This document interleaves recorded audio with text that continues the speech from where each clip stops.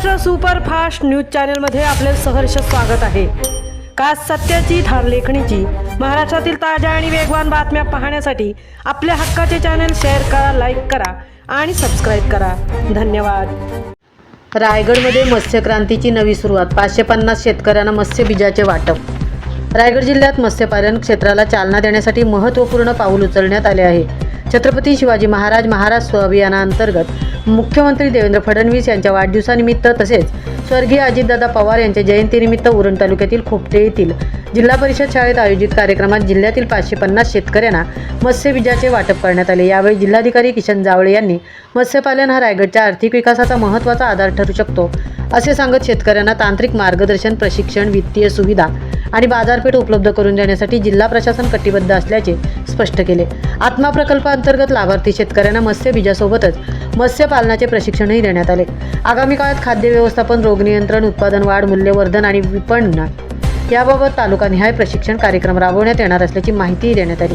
रायगडला लाभलेला 122 किलोमीटरचा समुद्रकिनारा, JNPT, मुंबई महानगर प्रदेश आणि नवी मुंबई आंतरराष्ट्रीय विमानतळ, त्यामुळे मत्स्य उत्पादनासाठी मोठी बाजारपेठ उपलब्ध असल्याचे जिल्हाधिकारी किशन जावळे यांनी नमूद केले। तसेच शेततळे आणि बायोफ्लॉक तंत्रज्ञानालाही प्रोत्साहन दिले जाणार असल्याचे त्यांनी सांगितले। रायगड जिल्ह्याचा 1 डिस्ट्रिक्ट 1 प्रॉडक्ट अर्थात ODOP योजनेत सागरी मत्स्य उत्पादनाचा समावेश करण्यात आला असून उत्पादन वाढ, मूल्यवर्धन आणि निर्यात वाढीसाठी सर्व यंत्रणांनी समन्वयाने काम करण्याचे आवाहनही करण्यात आले। या कार्यक्रमात जिल्हा अधीक्षक कृषी अधिकारी वंदना शिंदे, तहसीलदार उद्धव कदम, तालुका कृषी अधिकारी अर्चना सोळ यांच्यासह विविध मान्यवर आणि मोठ्या संख्येने शेतकरी उपस्थित होते। महाराष्ट्र सुपरफास्टसाठी तृप्ती भोईर, उरण। आज 22 जुलै आहे।